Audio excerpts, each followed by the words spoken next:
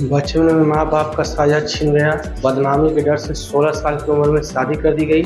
फिर बचपन का प्यार जिंदगी में लौटा तो उसने करोड़ों रुपए की एफडी, आधा किलो सोना और 50 लाख का मकान बनवा करके दे दिया।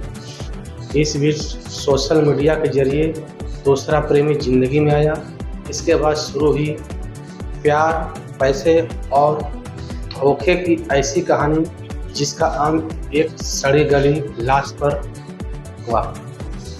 नमस्ते, प्रणाम, स्वागत है फिर से हमारे नए वीडियो में नई क्राइम कहानी के साथ। मैं बीके पाल। कहानी रीना पटेल नरसिंहपुर जिले के साईखेड़ा तहसील की एक गांव की रहने वाली थी। रीना पटेल जब गर्भ थी तभी उसके पिता की एक सड़क हादसे में मौत हो गई। जन्म के कुछ महीने बाद मां दूसरी शादी कर ली। शादी करके रीना की मां राजस्थान चली गई। बाद में वहां पति से लड़ाई झगड़ा आए दिन होने लगा। रीना की मां ने राजस्थान में अपने पति के घर पर आत्महत्या कर ली। माँ बाप का साया उठने के बाद रीना की परवरिश उसकी मौसी ने की। जब रीना 15 साल की हुई तो उसके ही गांव का रहने वाला अरुण पटेल से रीना का नज़दीकियाँ बढ़ने लगी। दोनों में प्यार हो गया। दोनों चुप छुप के मिलने जुलने लगे। एक दिन रीना की मौसी ने रीना और अरुण को आपत्तिजनक स्थिति में देख लिया और मारने पीटने लगी। मौका देख के अरुण पटेल छत के रास्ते से वहाँ से फरार हो गया। इधर मौसी को चिंता सताने लगी। रीना का अगर यही रवैया रहा तो हमारे गांव में बहुत हमारी बदनामी होगी। रीना की मौसी ने रिश्तेदारों की मदद से रीना का शादी 16 साल के उम्र में कर दी गई। जब रीना की शादी हुई उस समय रीना की उम्र लगभग 16 साल के आसपास थी। रीना का जिस लड़के से शादी हुआ उसके साथ 13 साल तक उसके घर पर रही, यानी अपने ससुराल में रही। एक बेटा पैदा हुआ जो इस समय 10 साल के आसपास है। रीना सोशल मीडिया इंस्टाग्राम पर एक्टिव रहने लगी। यह सब देख करके रीना का पति उसे डांटना फटकारने लगा कि देखो, तुम जो ये कर रही हो हमारे परिवार के खिलाफ है, ऐसे हमारे परिवार की इज्जत नीलाम मत करो। इसी को लेकर रीना से और रीना के पति से आए दिन लड़ाई झगड़ा, यहाँ तक कि मारपीट भी होने लगी। धीरे धीरे कुछ साल और बीत गया, लेकिन रीना अपनी आदत से मजबूर थी। वो इंस्टाग्राम पर रील बनाना नहीं छोड़ रही। एक दिन पति ने रीना को मारने पीटने लगा और गुस्से में रीना अपने पति का घर छोड़कर अपने बच्चे के साथ साईखेड़ा आ गई। साईखेड़ा नरसिंहपुर आ करके एक किराए का मकान लेती है और उसी मकान में रहने लगती है।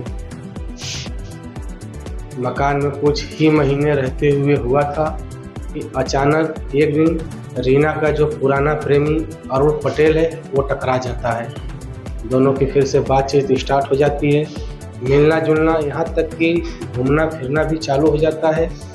अरुण पटेल ने रीना को 1 करोड़ की एफडी, आधा किलो सोना, 50 लाख का मकान और एक लग्जरी गाड़ी गिफ्ट में कर दी। दोनों एक साथ रहने लगे। अरुण पटेल के पास पुश्तैनी जमीन जायदाद बहुत काफ़ी था और वह एक फाइनेंस कंपनी में जॉब भी करता था। 2 साल का समय बीत गया। रीना फेसबुक, सोशल मीडिया पर भी रील बनाना स्टार्ट कर चुकी थी। इसी बीच राजस्थान भीलवाड़ा निवासी बीरू से रीना के वीडियो पर लाइक कमेंट करना स्टार्ट किया। कमेंट के जरिए बातचीत हुई। बात होते होते मोबाइल पे भी फ़ोन कॉल्स आने लगे। धीरे धीरे दोनों में दोस्ती हुई और ये दोस्ती एक दिन प्यार में बदल गया। कभी कभी 2-2 घंटे, 1 घंटे रोज मोबाइल पे बीरू और रीना बातें करते थे। बीरू का मध्य प्रदेश में रेत का कारोबार था, इसलिए उसका नरसिंहपुर कभी कभी आना जाना लगा रहता था। जब रीना से बातचीत होने लगी तो यह हुआ कि मैं भी नरसिंहपुर में ही रहती हूँ। बीरू ने रीना से बोला, अगर हम किसी दिन बिजनेस के सिलसिले में अगर नरसिंहपुर आते हैं तो आपसे ज़रूर मिलेंगे। रीना ने भी हामी भर दी। ब्यूरी और रीना का अफेयर 2 साल तक चला। इसी बीच अरुण पटेल को किसी तरह से यह बात मालूम पड़ गई। रीना और अरुण पटेल में लड़ाई झगड़ा, यहाँ तक कि मारपीट स्टार्ट हो गया। अरुण रीना को बहुत मारा।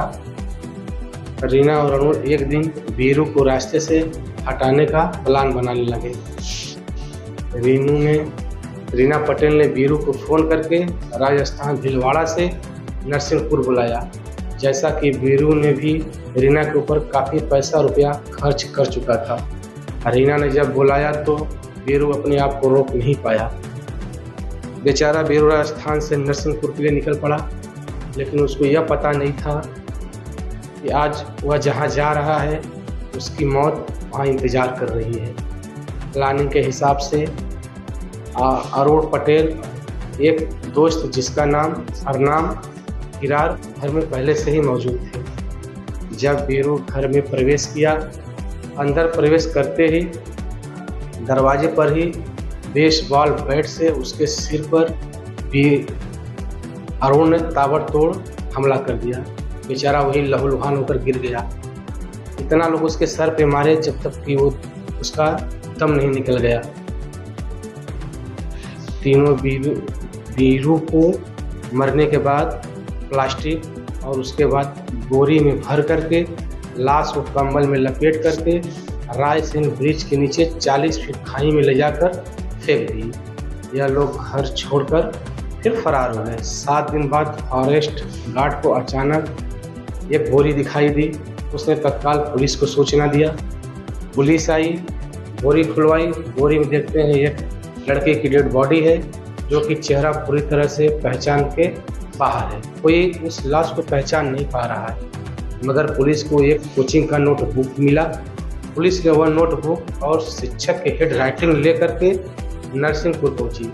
जितने कोचिंग सेंटर थे सबको दिखाया गया, लेकिन सब लोग इनकार कर दिए।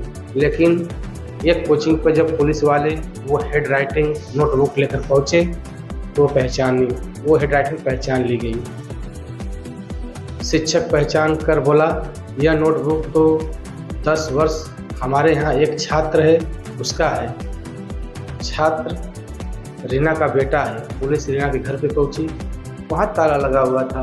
पुलिस ने रीना के मोबाइल को सर्विलांस पर रखा। सर्विलांस के जरिए उन लोगों का लोकेशन पता चला। लोकेशन ट्रेस हुआ कि वो लोग उज्जैन की एक होटल में रुके हुए हैं। अरुण पटेल और रीना तीनों दोस्त, पुलिस ने उन लोग को उज्जैन से गिरफ्तार कर लिया। कड़ाई से पूछताछ की। रीना पटेल ने अपना जुर्म कबूल कर लिया। तीनों को अभिरक्षा के तहत जेल भेज दिया गया है। आज की कहानी बस यहीं तक।